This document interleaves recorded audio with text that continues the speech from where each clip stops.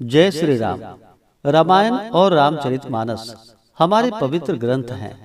तुलसीदास जी ने श्री राम को ईश्वर मानकर रामचरितमानस की रचना की है, किंतु आदि कवि वाल्मीकि ने अपने रामायण में श्री राम को मनुष्य ही माना है। तुलसीदास जी ने रामचरितमानस को राम के राज्याभिषेक के बाद समाप्त कर दिया। वहीं आदि कवि श्री वाल्मीकि ने अपने रामायण में कथा को आगे श्री राम के महाप्रयाण तक वर्णित किया है। भगवान राम, जो कि भगवान विष्णु के अवतार माने जाते हैं, महाराजा दशरथ ने पुत्र प्राप्ति हेतु यज्ञ आरंभ करने की ठानी।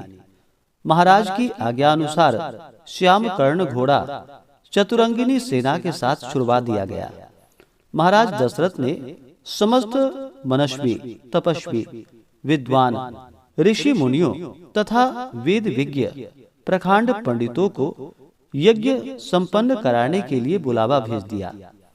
निश्चित समय आने पर समस्त अभ्यागतों के साथ महाराज दशरथ अपने गुरु वशिष्ठ जी तथा अपने परम मित्र अंगदेश के अधिपति लोभपाद के जामाता श्रृंग ऋषि को लेकर यज्ञ मंडप में पधारे।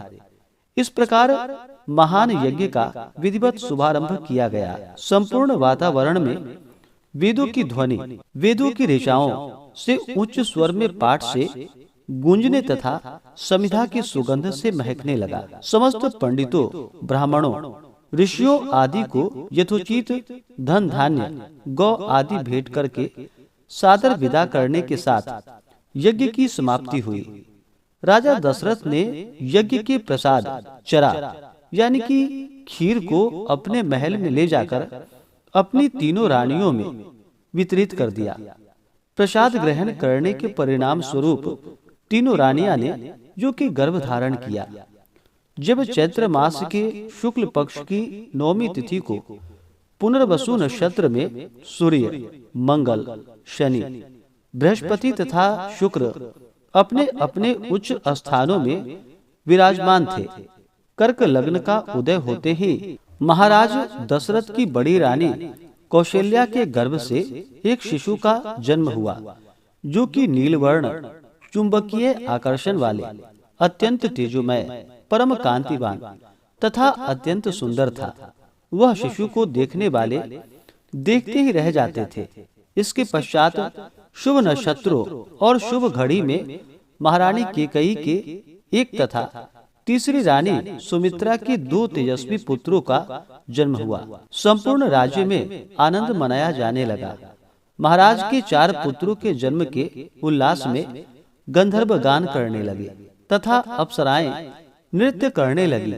देवता अपने विमानों में बैठकर पुष्प वर्षा करने लगे।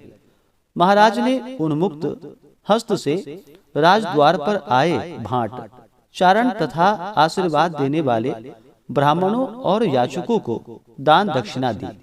पुरस्कार में प्रजाजनों को धन धान्य तथा दरबारियों को रत्न आभूषण प्रदान किए गए।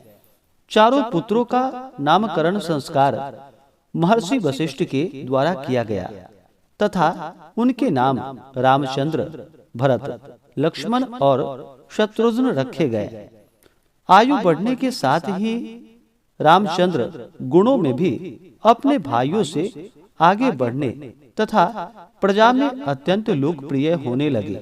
उनमें अत्यंत विलक्षण प्रतिभा थी, जिसके परिणाम स्वरूप अल्प काल में ही वे समस्त विषयों में पारंगत हो गए। उन्हें सभी प्रकार के अस्त्र शस्त्रों को चलाने तथा हाथी, घोड़े एवं सभी प्रकार के वाहनों की सवारी में उन्हें असाधारण निपुणता प्राप्त हो गई। वे निरंतर माता पिता और गुरुजनों की सेवा में लगे रहते थे। उनका अनुसरण शेष तीनों भाई भी करते थे। गुरुजनों के प्रति जितनी श्रद्धा भक्ति इन चारों भाइयों में थी, उतनी ही उनमें परस्पर प्रेम और सौहार्द भी था। महाराज दशरथ का हृदय अपने चारों पुत्रों को देखकर गर्व और आनंद से भर उठता था। इस प्रकार अयोध्या के राजा दशरथ के यहाँ भगवान राम का जन्म हुआ और फिर भगवान राम ने अपने पिता की आज्ञा से, जो कि 14 वर्ष का वनवास भी काटा इस दौरान अनेक प्रकार के राक्षसों का वध किया तथा बाली का वध किया और सुग्रीव को राजा बनवाया और फिर अत्याचारी रावण का वध करके पुनः अयोध्या वापस आए और फिर राम राज्य की स्थापना की। इस प्रकार भगवान राम, जो कि भगवान पुरुषोत्तम के रूप में माने गए, तो यह थी राम जन्म की संक्षिप्त कथा। तो आशा करता हूँ कि यह कथा आपको अच्छा लगा हो। ऐसे ही ज्ञानवर्धक जानकारियाँ प्राप्त करते रहने के लिए, व्रत पूजा के बारे में जानने के लिए, कथा को सुनने के लिए चैनल पे अगर आप पहली बार आए हैं तो चैनल को लाल बटन दबा करके सब्सक्राइब करें, साथ में बेल आइकन घंटी को दबाएं ताकि वीडियो का नोटिफिकेशन आपको समय से मिलता रहे। वीडियो को लाइक करें, शेयर करें। सुखी रहें और स्वस्थ रहें। भगवान श्री राम का कृपा आप सभी भक्तों पर सदा बना रहे। जय श्री राम।